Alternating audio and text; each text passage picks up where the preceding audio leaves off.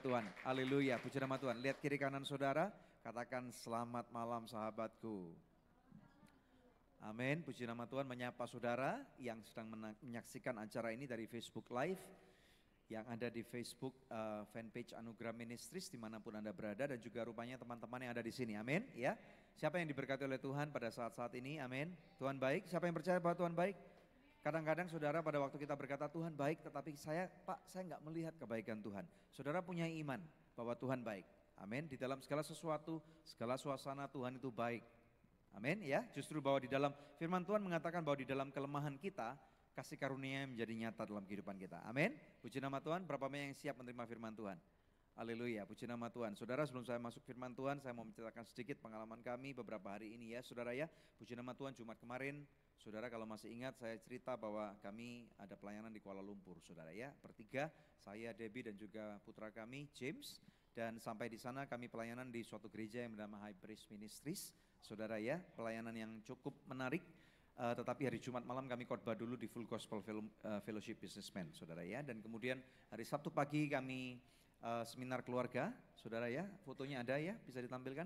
Kami seminar keluarga di sana dan kemudian puji nama Tuhan cukup khawatir juga awalnya pada waktu bawa James, karena biasanya James harus ditemani yang jaga, saudara ya. Dan kemudian biasanya dia lari-lari, nggak bisa diem gitu ya. Tetapi kali ini kami kaget juga karena James ternyata bisa duduk diam, saudara ya. Dan bukan cuma bisa duduk diam, tetapi dia memberikan support kepada kami. Waktu saya lagi khotbah, lagi seru-serunya gitu, dia maju ke depan gitu saudara ya. Dan kemudian di dalam kepolosannya dia mengangkat tangannya dan kemudian dia kasih jempol dua gini. Gitu ya.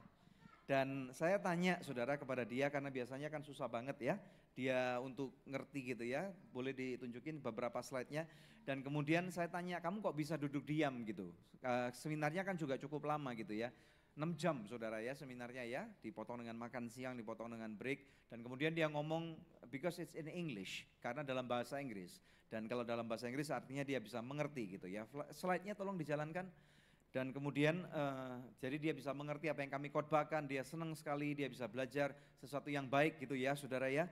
Biasanya kalau di tempat ini atau di gereja, biasanya kalau kita khotbah atau hamba Tuhan khotbah bahasa Indonesia, dia rupanya nggak ngerti gitu ya. Dan kalau dia nggak ngerti, dia lari-lari, muter-muter. Sekarang ini saya nggak tahu dia ada di mana, main sepeda dan yang lain-lain saudara ya.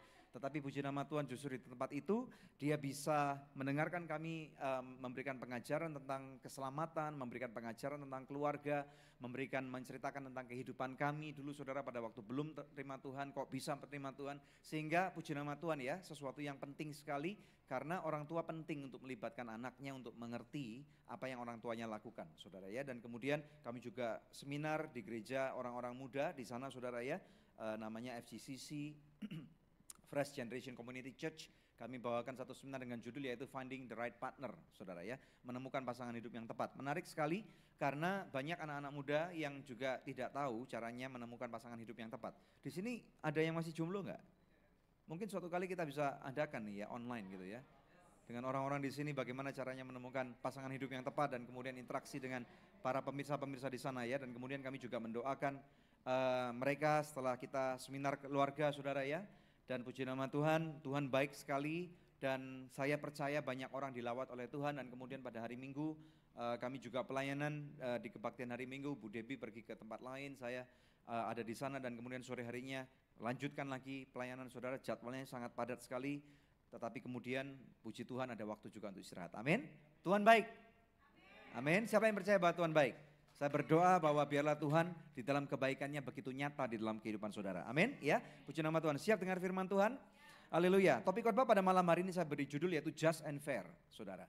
Pernah dengar kata-kata just gak? And fair. Lu gak fair sama gua gitu saudara ya. Kita tahu kadang-kadang pada waktu kita menerjemahkan arti just and fair ini, kadang-kadang dalam bahasa Indonesia di dalam keterbatasannya saudara ya, kita bingung. Ini kalau di bahasa Indonesia kan namanya adil dan adil. Gitu saudara ya. Nah, saya akan memberikan pengertian kepada saudara bahwa ternyata di dalam kehidupan kita, saudara, di akhir zaman ini semakin susah untuk kita menemukan keadilan. Betul enggak ya? Bahasa Inggris just ini memang benar diterjemahkan adil, tetapi rupanya bahasa Inggris fair ini bukan diterjemahkan adil semestinya saudara, tetapi diterjemahkan wajar. Jadi adil dan wajar. Nah, kerap kali dalam kehidupan kita, kita melihat saudara, pada waktu kita melihat koran, melihat orang di depan mata kita saudara, kita melihat injustice atau ketidakadilan. Kalau saudara mungkin tidak tahu, kemarin di London ada tembak-tembakan saudara ya. Ada orang juga yang meninggal, ada 5 orang meninggal, ada 40 orang luka-luka. Dan kita tidak tahu bagaimana ini semua bisa terjadi. Firman Tuhan cuma mengatakan bahwa di akhir zaman kejahatan, yang jahat akan menjadi semakin jahat. Yang kejam akan menjadi semakin kejam. Orang-orang tidak lagi akan mengenal Tuhan saudara. Jadi kita sebenarnya tahu dengan kondisi zaman ini, sebenarnya kita memang sudah tahu bahwa ini adalah tanda-tanda daripada akhir zaman. Nah oleh karena itu mari kita belajar lebih dalam, karena ternyata just and fair ini, adil dan wajar, itu adalah karakter, katakan karakter. Karakter pada Kristus. Nah saudara, kalau saya kenal seseorang, kalau saya suka dengan orang itu, ya kagum atau suka ya, kemudian saya menyukai karakternya. Pada waktu saya membaca, meneliti, mengerti lebih dalam, saya ternyata lebih mengerti akan tingkah laku orang itu, dan saya kalau misalnya suka dengan tindak tanduk orang itu, saya akan lebih menyerupai orang itu. Betul ya? Jadi saudara, malam ini kalau kita belajar tentang just and fair bahwa ini adalah karakternya Kristus, kalau saudara mempelajari dengan baik dan sungguh-sungguh, maka artinya saudara sedang menuju untuk menyerupai Kristus. Amin, ya, puji Tuhan. Mari kita lihat saudara. Saya akan berikan pengertian dulu kepada saudara tentang fairness atau fair atau kewajaran. Saudara, pengertian daripada kewajaran ini adalah cara pandang masing-masing orang yang terlibat dalam suatu masalah. Saudara pernah punya masalah enggak? Mungkin dengan kakak, dengan adik, dengan teman, satu ke tempat kerja misalnya ya. Jadi kalau saudara punya masalah dengan orang itu, jadi masalah itu untuk diselesaikan harus dilihat daripada cara pandang masing-masing orang yang terlibat dalam suatu masalah. Dan tidak hanya dalam kepentingan seseorang atau golongan. Ini artinya fair saudara ya. Nah kemudian lebih dalam lagi, arti kata-kata fair ini harus dipandang daripada suatu sudut pandang yang namanya adalah subjektif. Saudara kalau pernah belajar bahasa Indonesia ada 2 kata, yaitu yang pertama subjektif, yang kedua objektif. Saudara, subjektif ini ternyata artinya adalah dapat berdasarkan dan dipengaruhi pada perasaan ataupun cara pandang dan opini. Jadi bisa juga ada rasa antara suka dengan tidak suka. Kewajaran yang ada di Jakarta dengan kewajaran yang ada di provinsi lain ini enggak sama. Saudara, sesuatu yang wajar misalnya. Kalau kita misalnya naik mobil ya, kita biasanya naik mobil kencang banget gitu saudara. Kalau misalnya di luar kota yang enggak macet seperti Jakarta saudara, kita secara wajar kita bisa mengendarai mobil minimal 60-80 km per jam. Tetapi kalau di Jakarta enggak bisa, minimal 20-30 km aja itu udah bagus. Karena seringkali macet. Jadi kewajaran antara satu dengan yang lain ini enggak sama. Amin saudara ya. Nah oleh karena itu coba kita lihat satu firman Tuhan tentang fairness atau kewajaran. Kita dapat temukan dalam kitab Matius pasal yang ke-7 ayat 12. Matius 7 ayat 12, saya mengajak saudara untuk membacanya bersama-sama dengan saya. Siap? Saudara ya? Katakan amin kalau siap. 2, 3. Segala sesuatu yang kamu kehendaki supaya orang perbuat kepadamu, perbuatlah demikian juga kepada mereka. Itulah isi seluruh hukum Taurat dan kitab para nabi. Saudara sekalian, di dalam Alkitab kita harus tahu bahwa di dalam Alkitab bahasa Inggris dikatakan bahwa ini adalah golden rules. Satu nasihat emas, saudara. Orang dunia mengajarkan kepada kita, kalau kamu mau, orang dunia mengajarkan kepada kita, kalau kamu jahat kepada saya akan bisa lebih jahat kepada kamu. Betul enggak? Tetapi kalau kamu baik kepada saya, maka saya akan bisa lebih baik daripada kamu. Tanpa sadar, kita seringkali juga mengucapkan kata-kata itu. Wah, orang itu baik sama saya loh, maka saya juga harus baik sama dia. Ini fair kan saudara ya? Wajar kan? Betul enggak? Nah tetapi kemudian firman Tuhan mengambil sesuatu yang lebih tinggi. Kita tahu bahwa firman Tuhan itu derajatnya lebih tinggi daripada kebiasaan manusia yang ada. Amin enggak? Nah firman Tuhan ngajarin sesuatu kepada kita saudara. Jangan nunggu orang lain untuk berbuat baik kepada kita. Siapa yang mau diperlakukan baik oleh orang lain? Angkat tangan coba. Kita semua mau ya? Karena diperlakukan gak baik itu gak enak. Saya dulu punya seorang teman saudara ya. Teman ini termasuk salah satu bully di sekolah kami saudara ya. Badannya gak terlalu gede tetapi memang dia cukup tinggi saudara. Tetapi dia berani sekali berantem. Nekat orangnya saudara ya. Nah misalnya tiba-tiba suatu kali dia jalan gitu ya. Kalau ada orang yang dia gak suka saudara ya. kemudian orang ini kan pas-pasan nih saudara ya, pas-pasan gini. Nah kalau sudah melewati orang itu kan orang itu udah nggak tahu nih orangnya di sana ngapain gitu. Karena itu udah matanya ngadep sana, orangnya ngadep sana saudara ya. Tahu-tahu di belakang dipukul, plok gitu saudara. Ya, jadi perbuatan seperti itu tentunya nggak enak.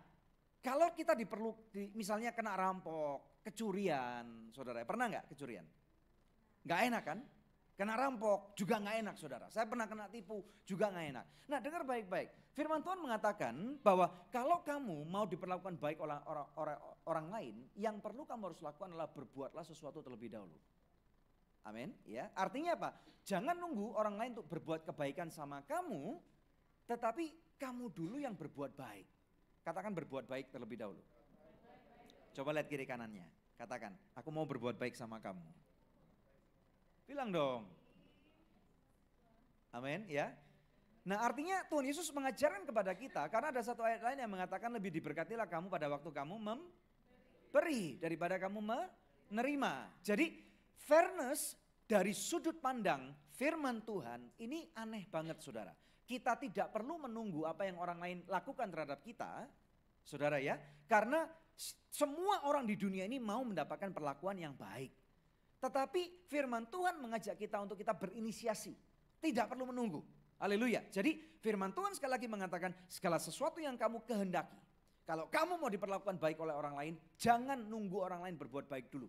Kamu dulu yang berbuat baik kepada seseorang. Haleluya. Berarti saudara, kalau kita mau diperlakukan baik oleh seseorang tetapi kemudian kita jahatin orang lain, yang terjadi apa? Jangan berharap orang lain akan baik sama kamu. Amin. Karena kita yang terlebih dahulu menabur ketidakbaikan. Firman Tuhan juga mengatakan orang yang menabur angin akan menuai badai. Haleluya. Jadi berbicara di dalam fairness ini artinya sesuatu yang fair. Kita tidak mengikuti dunia. Tuhan Yesus mengatakan kamu ada di dalam dunia tetapi kamu bukan berasal dari dunia. Amin. Tetapi puji nama Tuhan, saya ada kabar baik, kita juga bukan alien. Amin. Kita warga negara kerajaan surga. Haleluya. Kita berikan dulu kemuliaan yang paling meriah buat Tuhan. Kita lihat lebih dalam lagi saudara. Karena sifat antara fairness dan just ini tidak dapat dipisahkan. Kita lihat lebih dalam. Apa arti cara pandang yaitu just atau adil, saudara? Adil.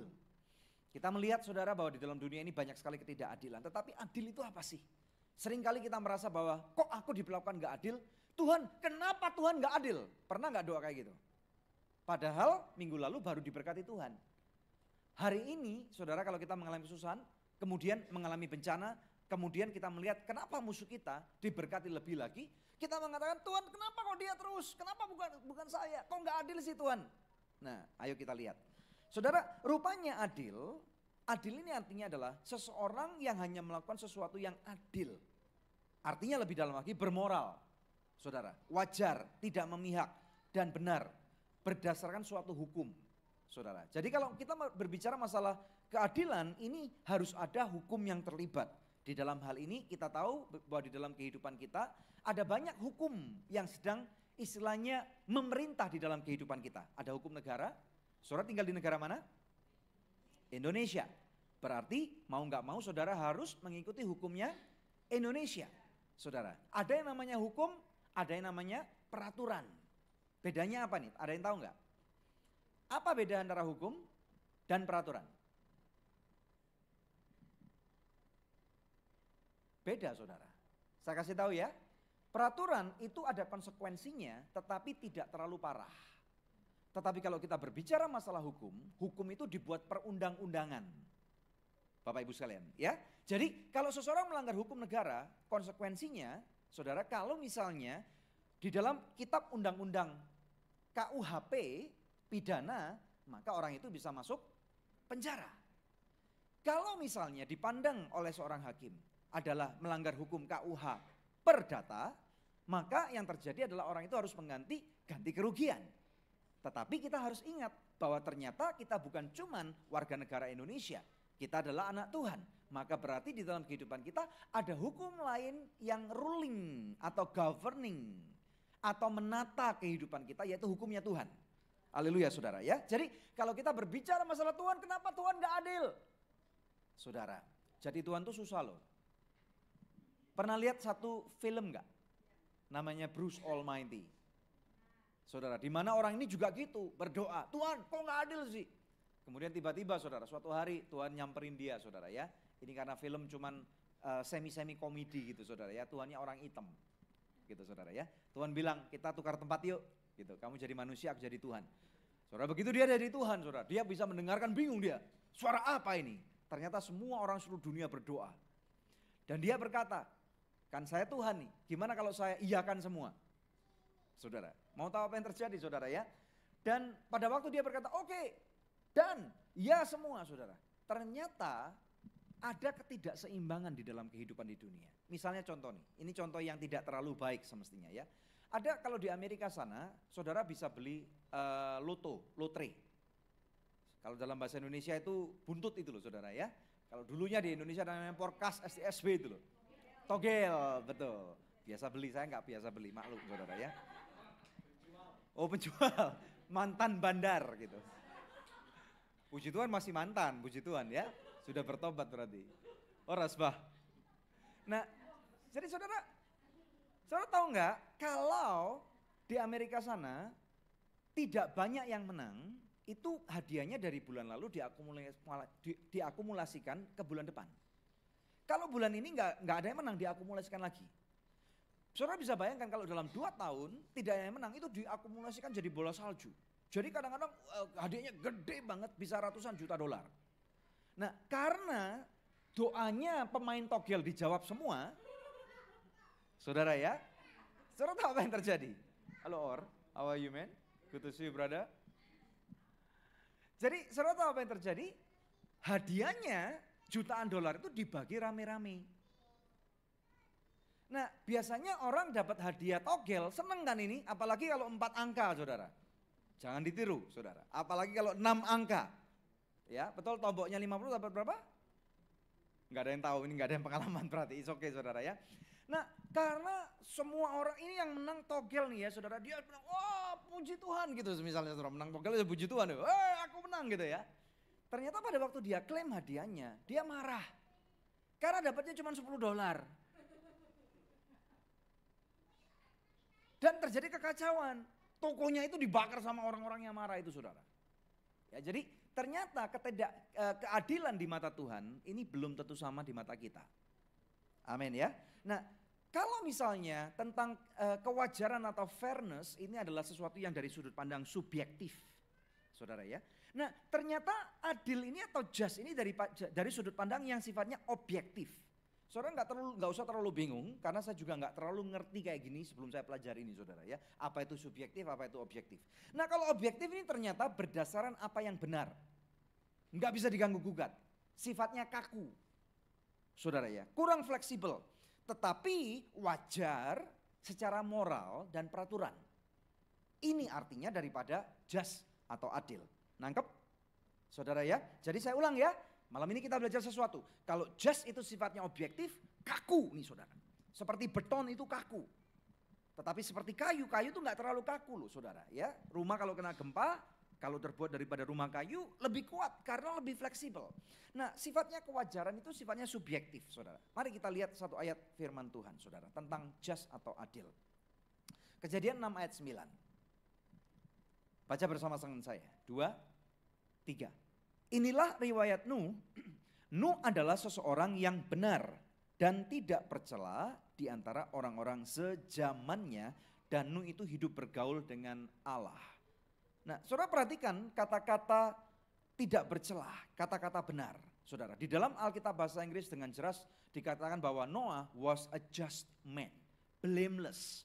Saudara, jadi rupanya kalau saudara baca, tadi saya baca nih saudara, Kejadian pasal 6 sebelum daripada ayat 9. Di sana Tuhan memberikan suatu gambaran di dalam firman-Nya bagaimana tingkah laku manusia pada zaman itu. Saudara, ya. Mereka kawin dan mengawinkan. Bapak Ibu sekalian. Dan kemudian mereka berpesta pora. Mereka tidak mengenal apa itu kebenaran. Mereka tidak tahu apa itu kewajaran. Mereka tidak tahu apa itu hukum, saudara. Mereka mau seenak sendiri. Nah, di sana rupanya Tuhan menemukan seseorang yang berbeda. Namanya yaitu Nuh. Sehingga Tuhan berkata, Noah found grace. Tuhan melihat bahwa Nuh ini hidup di dalam kasih karunia. Nah, saya akan membahas nanti lebih dalam ke sana, tetapi kita lihat dulu saudara bahwa ternyata Nuh adalah orang benar. Menjadi orang benar tentunya tidak gampang saudara, apalagi kita hidup di zaman ini. Bapak Ibu sekalian, nanti saya akan bahas lebih dalam tentang bagaimana tentang sudut pandang Tuhan. Nah, kita lihat dulu tentang kehidupan yang ada di muka bumi saudara. Bapak Ibu sekalian, kita tahu kan kalau ada seorang hakim mengadili seseorang yang bersalah di pengadilan saudara. Tahukah saudara bahwa ternyata hakim itu tidak cuman melihat satu kesalahan dari sudut keadilan saja. Contoh yang baik ya. Kalau seseorang ketangkep atau diadili karena terjadi pembunuhan. Saudara tahukah saudara yang dikumpulkan bukan cuman evidence atau bukti-bukti bahwa orang itu benar melakukan tindakan pembunuhan. Tetapi akan diselidiki motivasinya apa. Saudara nangkep enggak? Ya, sehingga pada waktu akhirnya keputusan hukum itu dijatuhkan, di dalam keadilan seseorang mungkin, saudara, orang ini harus dihukum seumur hidup. Tetapi rupanya pada waktu hakim ini menemukan bahwa ternyata orang itu bukan yang memulai. Kan bisa terjadi perkelahian nih saudara. Ya, bisa terjadi perkelahian. Kami pernah mengundang dulu saudara ya, ada seorang narasumber Good News Program, lama sekali. Kami pernah mengundang orang ini karena orang ini punya kesaksian yang luar biasa. Dia mantan narapidana, saudara. Suatu kali dia membantu seorang temannya yang hutangnya ditagih, saudara. Nah, rupanya dia melihat bagaimana penagih hutang ini kasar. Dan kemudian temannya dipukulin, dia bela temannya, saudara. Tahu apa yang terjadi? Dia nggak sengaja pukul dengan keras, orang itu jatuh, kepalanya kena meja, mati. Saudara, berhati-hati ya. Jadi orang kalau marah itu matanya gelap. Nah, kemudian saudara tahu sudah terjadi satu kali kesalahan. Kemudian saudara tahu apa yang terjadi, apa yang dia lakukan. Seharusnya dia lapor ke polisi dan dengan kalau dia lapor maka akan ada kewajaran daripada hakim atau fairness yang dilihat. Tetapi dia tidak melakukan itu. Saudara tahu apa yang dia lakukan? Dia potong-potong orang itu, mutilasi. Saudara, sehingga dari tingkah laku ini akhirnya dia dijebloskan penjara seumur hidup. Nangkap ya? Jadi Bapak Ibu sekalian, kita tahu nih pada waktu kita pernah di dalam kehidupan kita bisa melakukan kesalahan.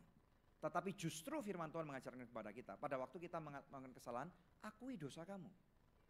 Ya, ini yang harus kita lakukan kepada anak-anak kita. Saya mempunyai 2 orang anak, kalau misalnya mereka lagi berbuat kesalahan, saudara. Kadang-kadang anak itu takut ngaku kesalahan. Tahu nggak kenapa? Dimarahin. Demikian pula dengan pekerja. Saudara ya, kalau saudara misalnya mempunyai perusahaan, Bapak Ibu sekalian kalau sukain marah orang yang bekerja di sana, yang terjadi adalah pekerja saudara kalau marah, atau misalnya pembantu rumah tangga deh, ya, nggak sengaja namanya juga manusia nyuci piring atau bawa piring, bawa gelas bisa jatuh, piang gitu saudara. Biasanya nih, kemudian di rumah dimaki-maki sama tuannya, wah gitu saudara ya, pakai semua kebun binatang keluar semua. Nah saudara tahu apa yang terjadi? Kalau kita tidak melihat di dalam fairness-nya, mungkin orang itu capek. Kerja dari jam 5 pagi sampai jam 12 malam gak ada tidur. Saudara, ya. Mungkin cuma dikasih makan 1 kali. Saudara tahu apa yang terjadi? Orang itu lain kali kalau mencahin barang tidak akan pernah ngaku. Betul ya? Jadi ajaran kepada orang-orang yang saudara pimpin, saya percaya di sini banyak orang-orang yang memimpin orang lain, saudara. Jadi kalau anak saya misalnya lagi salah, kadang-kadang sebagai orang tua saya juga bisa marah kepada mereka, Bapak Ibu sekalian ya. Tetapi saya mencoba untuk menahan diri, karena setiap kali kalau saya marah, maka hal itu semestinya tidak membantu untuk orang itu bertumbuh. Nah kemudian yang saya lakukan adalah saya mengencourage atau saya mendorong dia untuk nggak apa-apa, aku aja. Saudara, saya pernah punya pengalaman nih. James anak saya pada waktu berumur kira-kira berapa bulan ya? 8 atau 9 bulan, saudara ya. Kita waktu itu lagi berlibur di Bali, Bapak Ibu sekalian, lagi nyantai nih. Dan kemudian saya lagi berenang. James kan lagi kecil ya, dia baru berenang, nggak bisa lama-lama. Saya titipkan kepada istri saya, dibebet sama anduk, Bapak Ibu sekalian, saya titip handphone saya, gitu ya. Handphone baru, saudara, baru beli 2 bulan, Bapak Ibu sekalian. Dan kemudian di dalam ketidakpengertian dia, saudara tahu apa yang James lakukan? Dia ambil handphone saya, dia lihat gini kan. Kemudian saya bilang, James, do not throw gitu ya. James jangan lempar.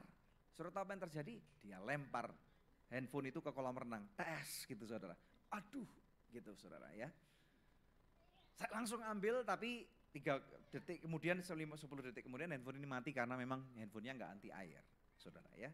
Aduh, mau marah nih, tapi gimana ini, anak kecil nih saudara ya. Kemudian yang kedua, saya taruh juga titipkan klik BCA saya, saudara.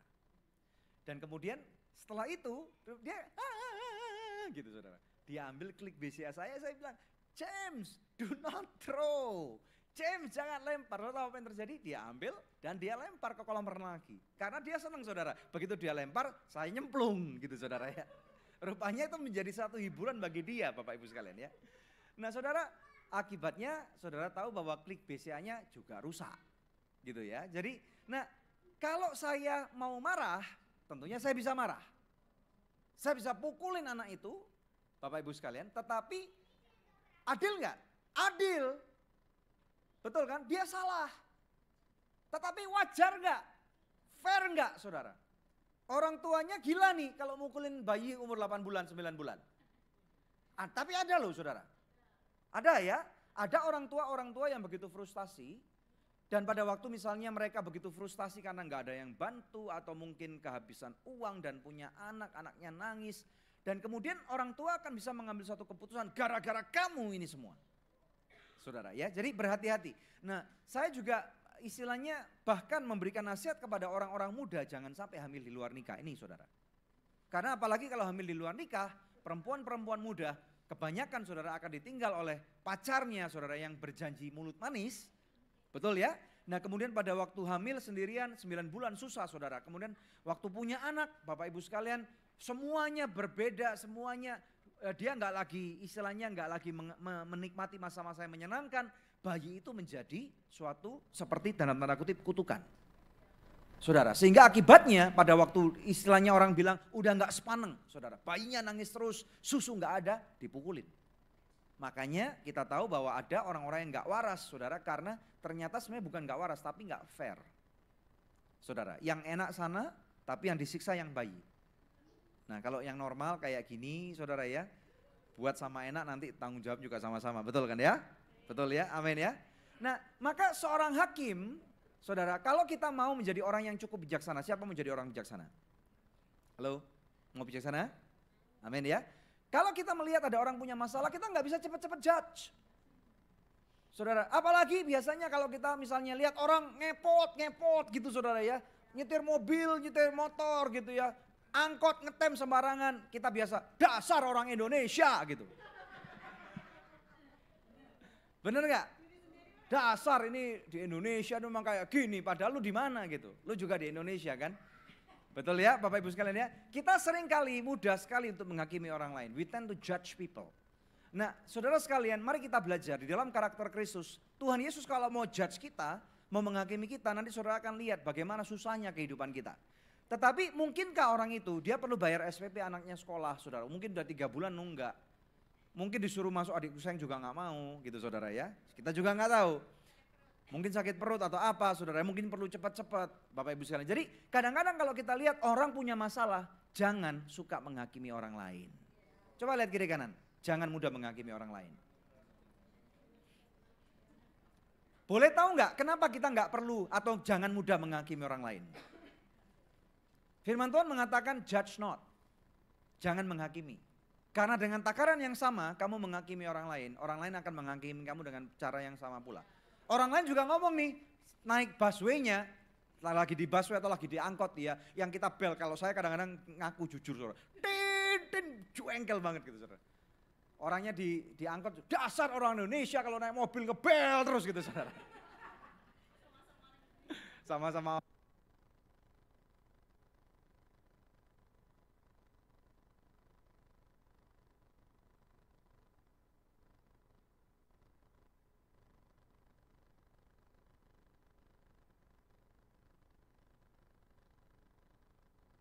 Satu, dua, tiga, ya. Karena kalau kita mudah menghakimi orang lain, maka kita pun akan dihakimi dengan cara yang sama. Ada amin? Nah, reverbnya matikan dulu nih. Haleluya. Jadi, mari kita menjadi orang yang fair and square, saudara. Nah, saudara mengingat hal ini, tadi kita membaca tentang bagaimana Nuh ditemukan menjadi orang yang blameless, orang yang just.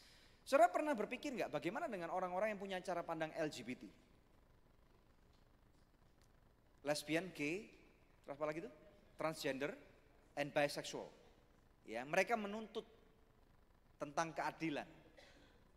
Bapak Ibu sekalian. Ya, pernah lihat? Mungkin pernah lihat posternya, pernah lihat postingannya, saudara. Mereka menuntut equality. Saudara, tahukah engkau bagi mereka yang sebenarnya mereka tuntutin cuman fairness. Untuk wajar aja, terima aja dong. Ini cara pandang kami kok. Ini kan tubuh kami. Bapak Ibu sekalian, ya. Jadi mereka mengatakan ini tubuh kami, ini maunya kami, ini haknya kami. Tetapi di dalam kehidupan kita harus paham, kita ini hidup di dunia, kita nggak bisa pakai hukum pribadi kita. Ada yang namanya tadi katakan, ada yang namanya hukum negara, saudara ya. Kalau negara misalnya di Indonesia memang tidak membolehkan tentang LGBT, tapi kalau di Amerika gimana ya? Orang tua di Amerika sekarang lagi istilahnya lagi pada pontang-panting nih saudara. Apalagi kalau misalnya anaknya ada tendensi seperti itu. Pada waktu kami pernah ke Amerika, saudara, teman saya mengatakan bahwa di sekolah-sekolah negeri di Amerika, orang tua tidak diperbolehkan untuk mengajarkan anaknya tentang perbedaan antara jenis seksual. Bahkan ada banyak sekolah-sekolah di Amerika yang ada kalau lu nggak ngerti, lu bimbang, misalnya lu ini anak cowok nih saudara ya, kalau lu bimbang, lu pikir bahwa diri lu cewek, lu kalau mau pipis di tempatnya wanita, lu boleh ke sana. Saudara, atau ada kamar mandi khusus, saudara sekalian untuk orang bingung, untuk orang linglung, yang tidak menentu gitu saudara. Jadi akibatnya saudara di Amerika sana atau di negara-negara maju yang sedang membolehkan LGBT, sebenarnya banyak orang yang hidup di dalam kebingungan. Mereka menuntut tentang equality, mereka menuntut tentang kefairnessan. Kami diperlakukan dengan cara tidak fair. Tetapi mereka lupa bahwa di dalam kehidupan ini kita nggak bisa bahas atau lihat dari sudut fairness aja. Subjektif itu namanya. Tetapi kita harus lihat dari suatu sudut pandang yang objektif, apa kata Tuhan penciptanya. Ada amin enggak Bapak Ibu sekalian ya? Nah di Amerika sana banyak misalnya nih orang ini atletis saudara. Hebat banget, selalu menang medali emas Bapak Ibu sekalian. Apalagi ngelawannya cewek-cewek, ternyata cowok. Cowok yang berkata gua cewek kok. Bapak Ibu sekalian ya. Nah sekarang puji Tuhan ada presiden baru nih di Amerika Serikat yang lagi mencoba untuk merubah banyak hukum saudara. Walaupun tidak mudah. Nah jadi sekarang ada hukum di Amerika sana sudah diundang-undangkan. Kalau kamu misalnya diperdebatkan yang mana jenis kelaminnya antara laki-laki dan perempuan. Maka yang harus dilihat adalah akte kelahiran. Betul ya? Nah di dalam akte kelahiran udah gak mungkin salah. Dokter pada waktu define atau menentukan jenis kelamin seorang bayi, gampang kan saudara? Saya nggak perlu sekolah kedokteran sampai kepala saya gundul misalnya, untuk saya dapat mengerti bayi ini apakah laki-laki ataupun perempuan. Karena Tuhan sudah membuat satu perbedaan yang sangat mencolok. Kalau sudah dewasa kan lebih gampang saudara ya, betul ya Bapak Saudara. Tetapi untung Tuhan itu dalam hikmatnya yang penuh dengan pemikiran yang sangat mendalam, saudara. Tuhan dapat menentukan karena kalau misalnya ada tadi di sini ada bayi kan, ponakan saya yang kecil saudara ya. Kalau bayi dipakein baju perempuan atau laki nggak ada bedanya. Tetapi pada waktu bayi lahir, manusia lahir dengan telanjang. Kecuali orang itu lahir dengan pakai pakaian full. Betul ya, mungkin yang bayi cowok lahir dengan pakai baju balerina gitu saudara ya. Atau mungkin yang cewek pakai metal jacket gitu ya, naik seperti mau motor gede gitu saudara. Tetapi enggak, kita semua lahir telanjang.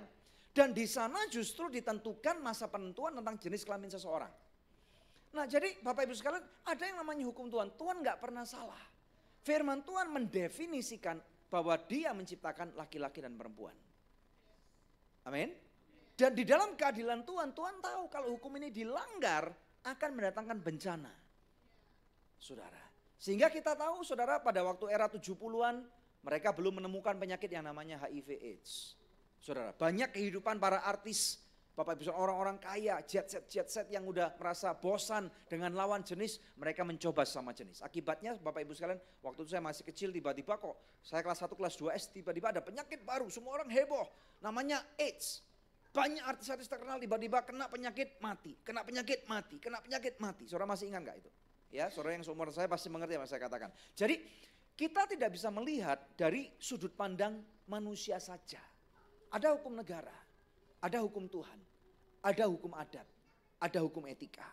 Amin. Nah sekarang kita lihat nih bagaimana dengan Tuhan nih. Bagaimana kalau Tuhan melihat dunia? Menurut saudara kira-kira bagaimana? Ada banyak ayat firman Tuhan mengatakan, kita lihat slide yang ke-9. Ya. Firman ini mengatakan, ini banyak sekali.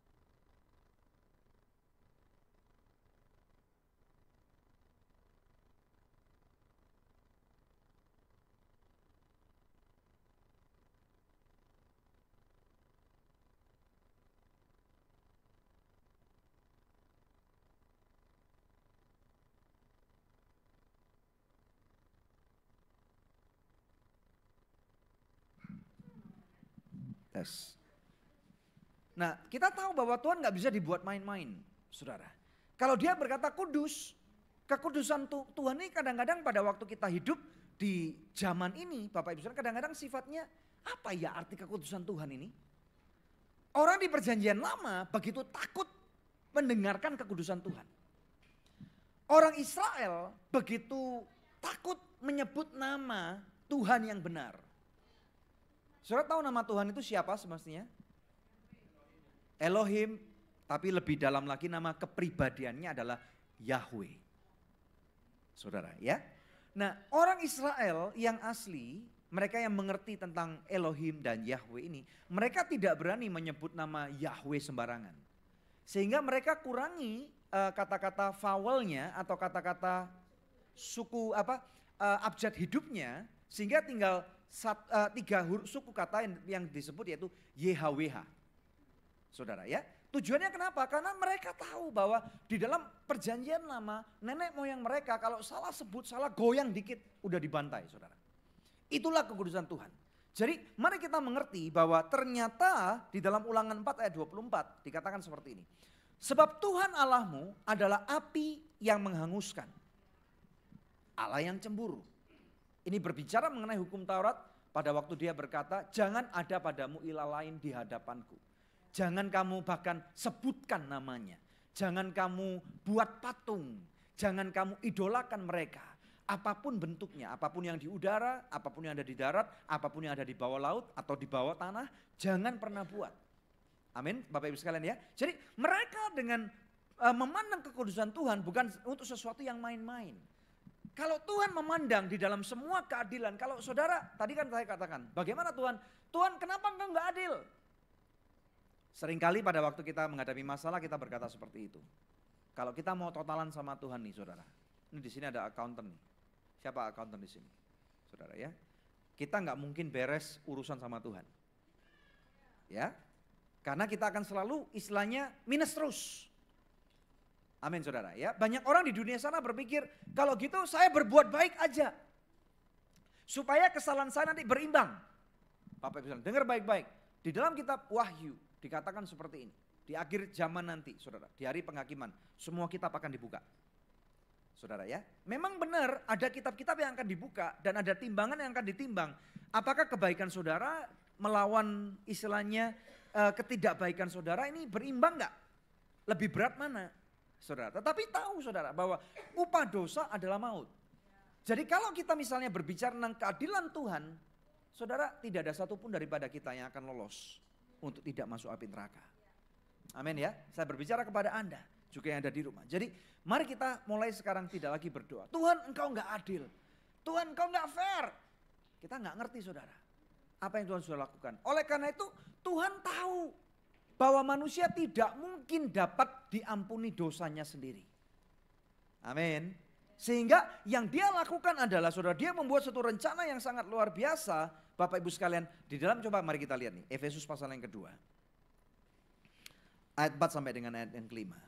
Firman Tuhan berkata seperti ini. Tetapi Allah yang kaya dengan rahmat. Bapak Ibu sekalian, rahmat itu mercy. Saudara ya, mercy itu berarti kemurahannya. Bapak Ibu sekalian. Kemurahannya apa? Saudara bisa pikirkan bagaimana mungkin dia mengutuskan putranya yang tunggal. Begitu besar kasih Allah terhadap dunia ini. Sehingga diutuskannya lah putra yang tunggal.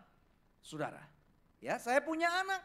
Saya rasa saudara kalau saudara berbuat kesalahan sama saya, bagaimana mungkin saya suruh anak saya yang untuk bayar utang saudara? Ada amin nggak? Saudara anak seseorang bukan? Siapa anak seseorang? Angkat tangan. Nggak semua loh. Karena nggak semua nyimak. Amin. Siapa anak seseorang? Amin ya. Saudara coba bayangkan kalau ada orang utang sama bapaknya saudara. Kemudian bapak saudara ngomong gini, nak mulai hari ini lu yang kerja untuk hutangnya orang itu, lu bayar sama papa. Kira-kira menurut saudara bagaimana? Saudara menurut, kok bisa pak? Kan gak adil. Bukan saya yang utang sama papa, bukan saya yang berdosa sama papa. Tetapi itu justru saudara, Allah yang kaya akan rahmat, Yahweh yang kaya akan rahmat itu, ya, oleh karena kasihnya yang besar, yang dilimpahkannya kepada kita. Dia utus putranya yang tunggal. Bapak Ibu sekalian. Supaya apa? Karena tidak mungkin ada satupun perbuatan baik kita yang akan dapat untuk cukup banyak untuk membayar hutang kita. Tidak mungkin. Saudara mau kasih per bulan berapa banyak kayak, saudara mau kasih 110% daripada income saudara pun tidak akan pernah bisa menyelesaikan. Saudara mau kasih makan 200 juta orang pun gak akan bisa selesai. Amin ya. Justru dikatakan saudara pada waktu Tuhan Yesus mati di kayu salib, dia menanggung dosa kita. Itulah kasih karunia saudara. Wong yang salah sini yang disuruh bayar sana. Yang salah kita, yang kena kutuk kita, yang disuruh mati dia saudara. Ya, tetapi justru pada waktu dia mati di kayu salib, firman Tuhan saudara mengajarkan kepada kita bahwa kita serupa dengan dia. Amin saudara. Oleh karena itu mari kita mengerti. Pada waktu kita mulai berkata Tuhan kau enggak adil, Tuhan cuma tersenyum. Saudara, karena kalau anak saya mengatakan nih papa enggak adil, kadang-kadang saya bisa marah. Tetapi Tuhan pada waktu melihat saudara, melihat saya, pada waktu kita berkata Tuhan kau enggak fair, Tuhan kau enggak adil, Tuhan cuma senyum. Karena dia melihat Yesus dalam diri kita. Amin. Gambar Yesus begitu kuat dalam diri saudara karena engkau adalah umat tebusan. Engkau adalah umat kesayangan. Yang percaya katakan amin. Kita berikan kemuliaan yang paling meriah buat Tuhan. Nah sehingga pada waktu di hari yang ketiga Bapak Ibu sekalian kita tahu bahwa dia dibangkitkan daripada kematian. Efesus 2:5 mengatakan telah menghidupkan kita bersama-sama dengan Kristus. Sekalipun kita telah mati oleh kesalahan-kesalahan kita. Dan oleh kasih karunia kamu diselamatkan. Ada amin. Berikan kemuliaan yang paling meriah buat Tuhan. Haleluya. Nah sekarang pertanyaan gini saudara, bagaimana mungkin sekarang kok bisa, bagaimana caranya kita bisa menjadi orang yang adil dan fair. Enak ngomong fair ya, dari ngomong wajar ya. Dari tadi gak fair sih soalnya. Dari tadi gak wajar lu, gak enak saudara ya. Lu gak fair sama gua gitu saudara. Lu gak wajar nih sama gua, jadi lu gak fair sama gua saudara ya. Mari kita lihat beberapa ayat firman Tuhan. Mau saudara kita belajar lebih dalam ya. Amin saudara ya. Kita coba lihat dari Roma pasal yang ke-14. Ayat 17 sampai dengan ayat 20. Saudara mau jadi orang yang adil dan fair? Amin ya. Ayat 17 mengatakan gini. Ingat-ingat nih saudara. Kerajaan Allah bukanlah soal makanan dan minuman. Ini maksudnya apa sih? Apakah cuma bicara tentang ngohyong,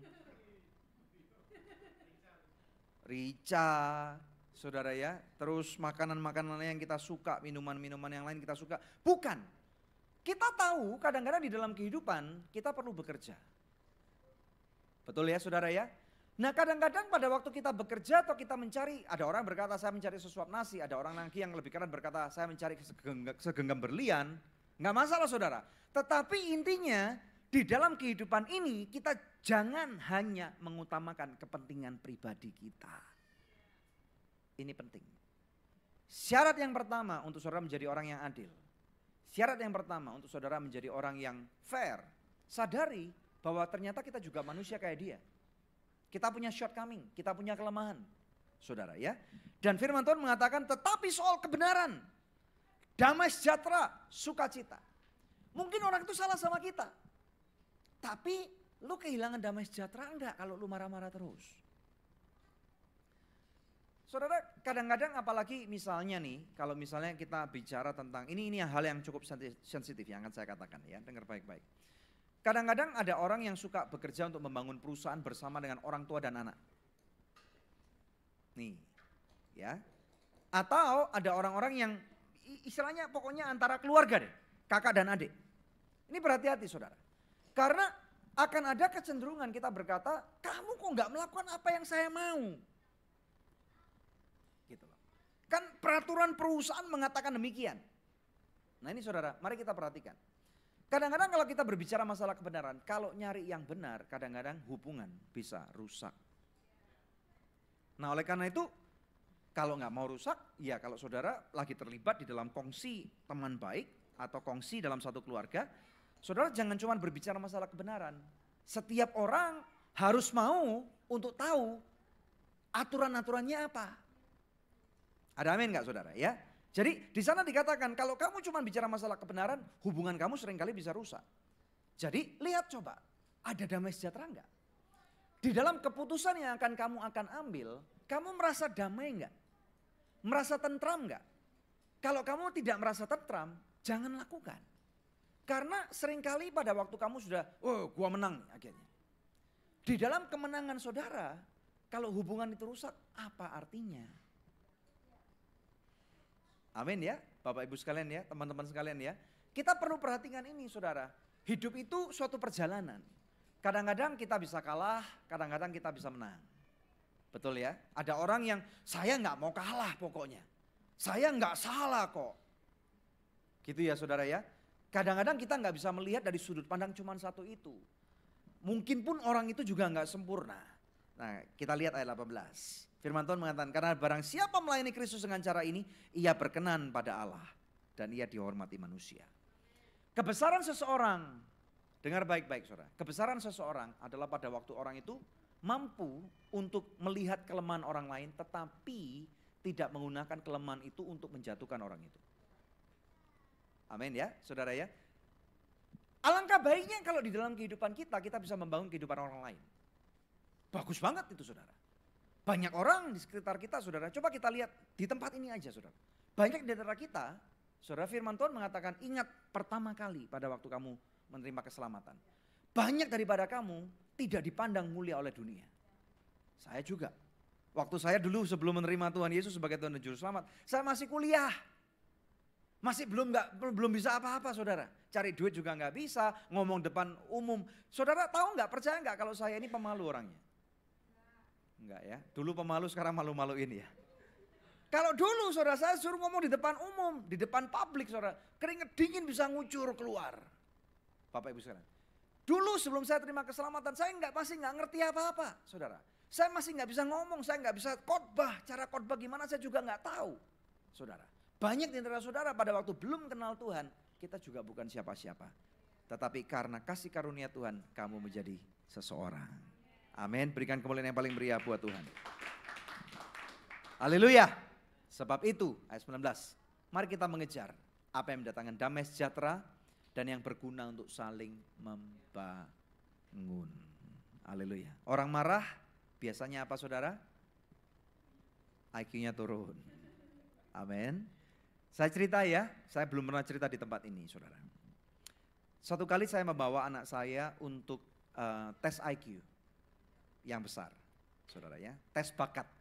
Karena waktu itu ini sebenarnya sudah cukup lama, waktu itu kira-kira mungkin dia umur sekitar 11 tahunan saudara ya. Kami ingin tahu bakat anak ini di mana. Apakah lebih ke science atau ke art saudara ya. Nah setelah dia tes bakat saudara, kami pulang dan 1 bulan kemudian hasilnya keluar. Keluarlah IQ-nya sekian, saya nggak perlu utarakan kepada saudara, tetapi IQ manusia normal itu rata-rata 110. Berapa saudara? 110 sampai 120. Ya. Nah, kemudian pada waktu kami membaca hasilnya, di sana ada tulisan bahwa nilai itu bukan nilai baku. Tetapi ada plus minusnya 20%.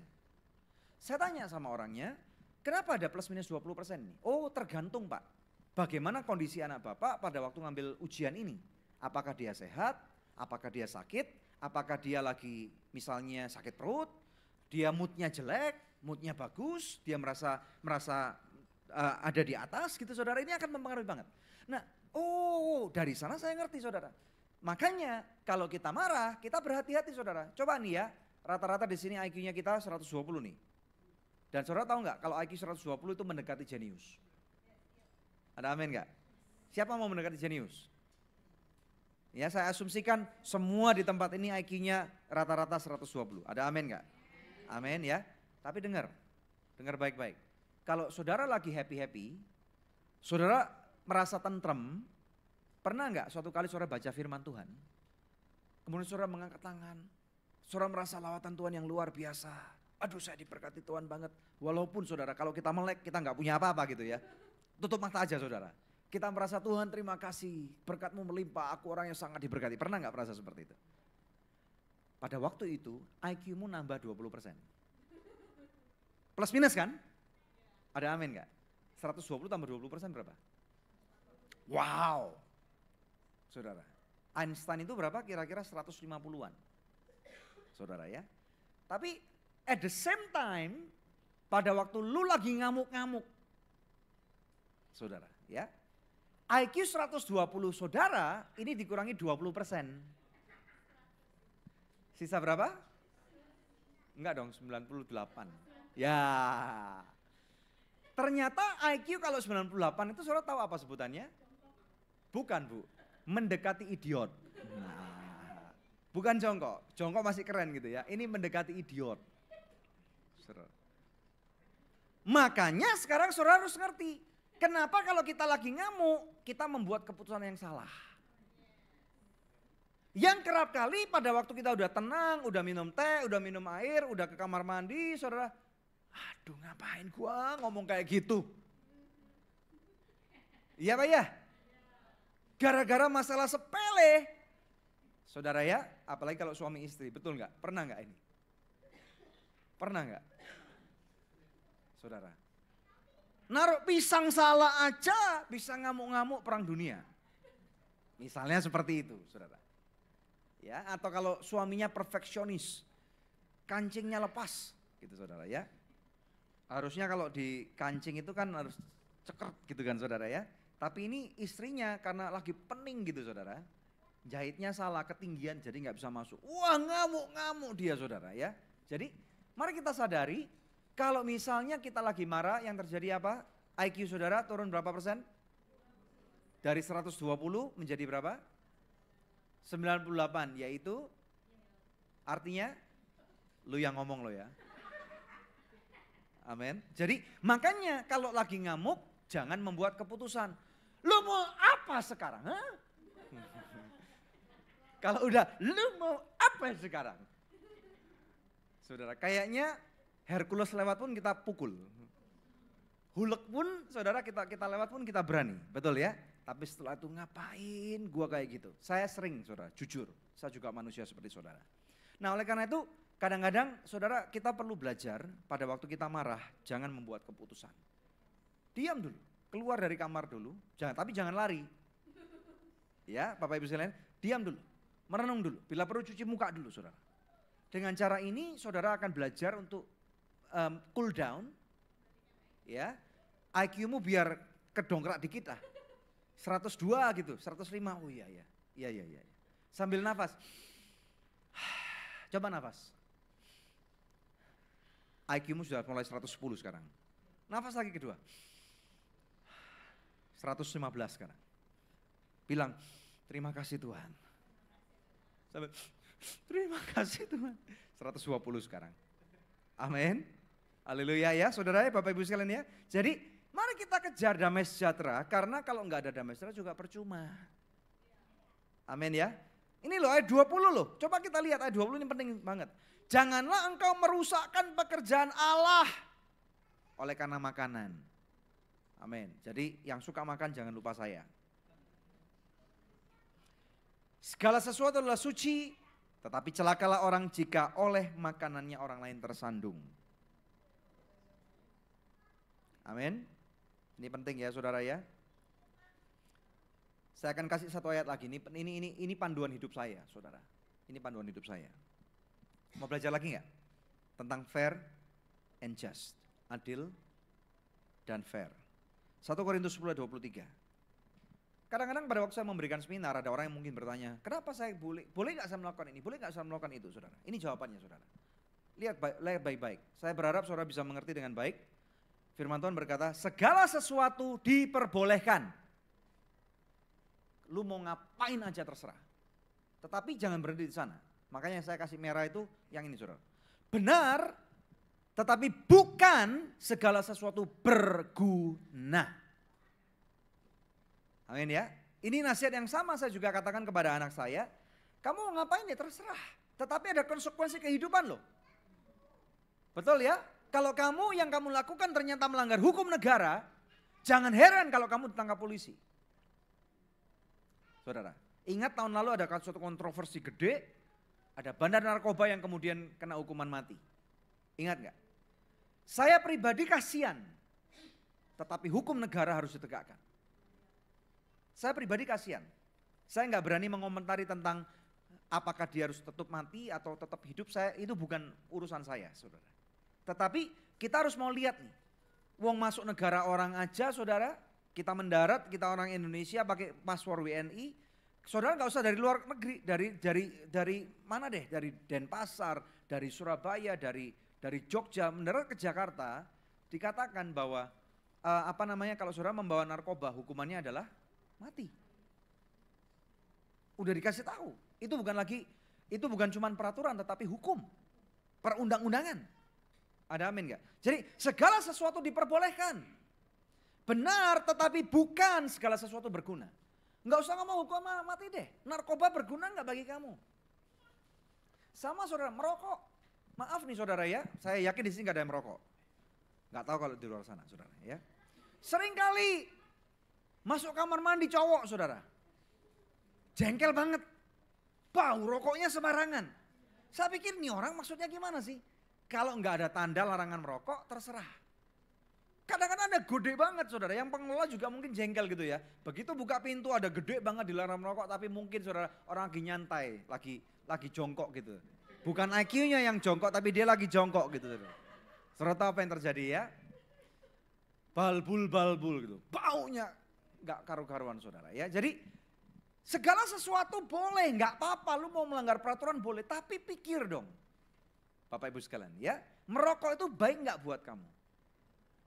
Pak, di dalam Alkitab tidak ada hukum dilarang merokok, no smoking tidak ada Pak. Ya memang tidak ada, tapi berguna enggak buat diri kamu? Ini satu. Betul ya Bapak Ibu sekalian? Secara ilmiah dokter sudah mengatakan bahwa satu batang rokok ini mengandung ribuan racun.